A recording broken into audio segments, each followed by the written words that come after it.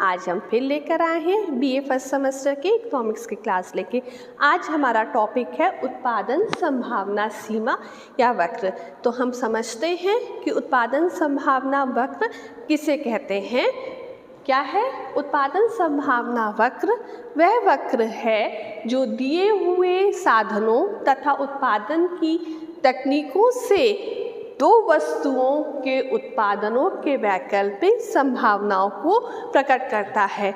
जैसे कि हम जानते हैं कि ये हमारी अर्थव्यवस्था है। अर्थव्यवस्था में हम बहुत से वस्तुओं का उत्पादन करते हैं, लेकिन एक व्यक्ति या एक प्रोड्यूसर है वो 1, 2 या 3 या 4 वस्तुओं का उत्पादन कर सकता है। तो यहाँ पे हमने उत्पादन संभावना वक्र में हमने 2 वस्तुओं को मानकर इस वक्र को समझा है। तो क्या हम अगर 2 वस्तुओं का उत्पादन करना चाहते हैं तो हमको ये देखना पड़ता है कि हमारे पास संसाधन रिसोर्सेस कितने हैं और तकनीकी जो टेक्निकल नॉलेज है वो हमारे पास कैसी उपलब्ध है।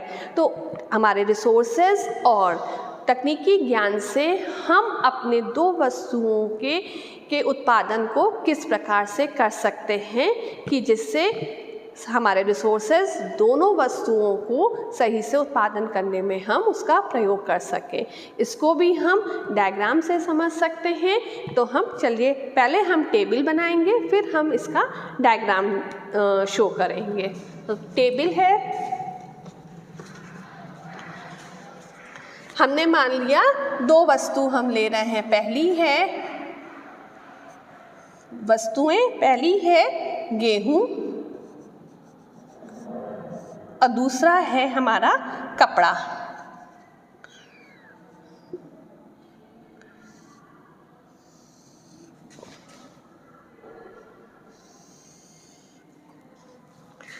ये वस्तु है और इसको हम इस उत्पादन संभावना वक्र को हम शॉर्ट फॉर्म में PPP कहते हैं, triple P।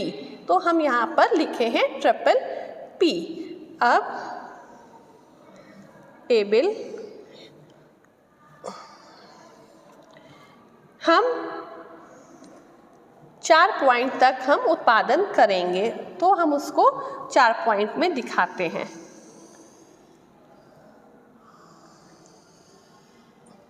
A, B, C और D। तो हमारा गेहूं 0, पहले पे 0, कपड़ा 24। अभी टेबल देख लीजिए, फिर हम आपको डायग्राम से समझाएंगे। 8, ये 12, यहाँ पे 20, ये 12 और 0। आप ये देख रहे होंगे कि गेहूं पहले तो गेहूं टन में और कपड़ा गांठों में। कपड़ा किसको हम गांठों में इंडिकेट करेंगे। तो जैसे जैसे हम गेहूं का उत्पादन बढ़ा रहे हैं वैसे वैसे कपड़े का उत्पादन घट रहा है। तो इसी को हम अब किससे समझेंगे? डायग्राम के थ्रू। तो डायग्राम देखते हैं। यहाँ पर भी वही है, एक ये एक्सिस है और ये वाई एक्सिस है। तो वाई एक्सिस पे हमने क्या दिखाया हुआ है? कपड़ा। और एक्स एक्सिस पे हमने दिखाया है गेहूं।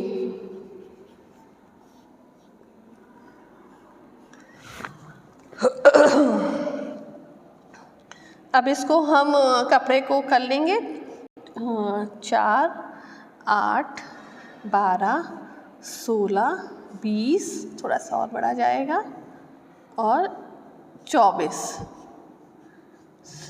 4, 8, 12, 16, 20 और ये है 24।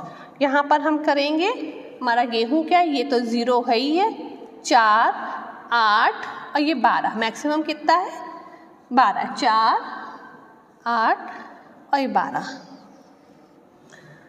हमारा प्रोडक्शन कॉस्ट पहले हमारा अगर हमने 0 पे है तो हमारा 24 पे गेहूं है, तो यहाँ से शुरू होगा।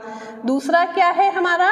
20 पे अगर हमने लिया है और तो 4 पे है तो दूसरा पॉइंट हमारा ये हो गया।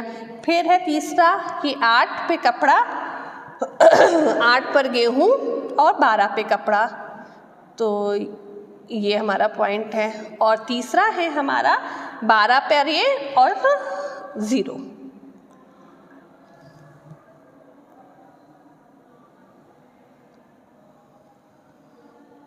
ये हमारा आया।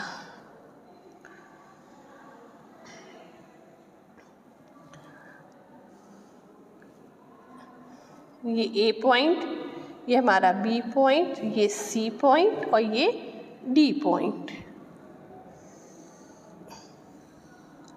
ये देखिए, तो हम इसमें क्या, और इसको हम ये ई पॉइंट है और ये हमारा यहाँ पर एफ पॉइंट है।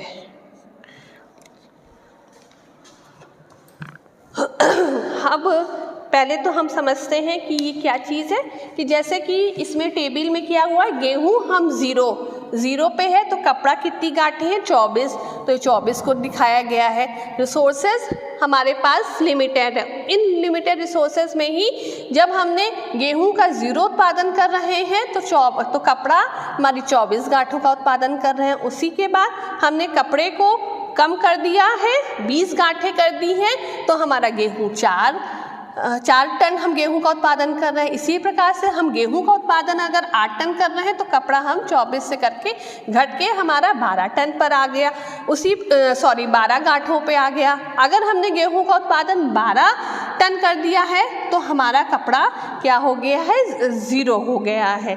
तो इसी प्रकार से अगर हम अपोजिट भी देखें, अगर हम गेहूं के उत्पादन को 12 से घटाएंगे 8 पर आएंगे तो हमारा कपड़ा बढ़ेगा, 8 से घटा के हम 4 पर आएंगे तो ये हमारा 24 पे बढ़ जाएगा। तो इसी प्रकार से हमें अपने संसाधनों का और टेक्निकल नॉलेज का दोनों का इस प्रकार से संयोग स्थापित करना है कि हम अपने रिसोर्सेस को कुशलतापूर्वक उसका प्रयोग करके उत्पादन कर सकें और हम अपने को प्रॉफिट गेन कर सकें। यहाँ पे 2 पॉइंट हमने इंडिकेट किए हैं, ये एक ई पॉइंट है, एक एफ पॉइंट है।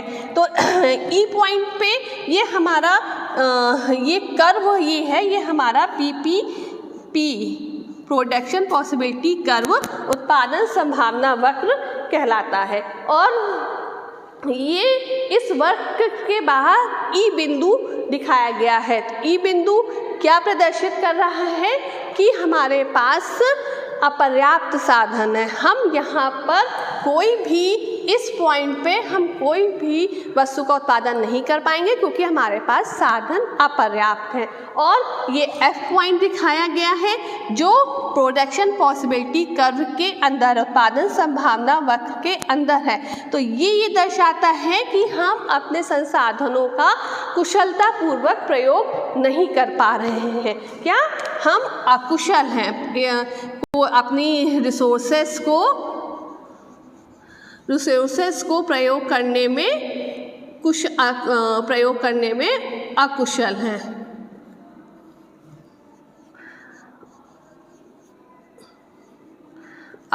हैं। और ये हमारा दिखा रहा है कि हमारे पास अपर्याप्त साधन है। तो हम प्रोडक्शन पॉसिबिलिटी कर उत्पादन संभावना वक्र को पढ़कर या उसको बनाकर हमको ये समझ में आता है कि हम अपने रिसोर्सेस के अकॉर्डिंग हम किस वस्तुओं का कितना उत्पादन कर सकते हैं कि हमें हानि ना हो, हमें अपने वस्तु के उत्पादन में प्रॉफिट हो। इसीलिए जो हमारे प्रोड्यूसर हैं वो इस ग्राफ का प्रयोग करके अपनी वस्तुओं के उत्पादन में इसकी सहायता लेते हैं। आज के लिए इतना ही। Thank you.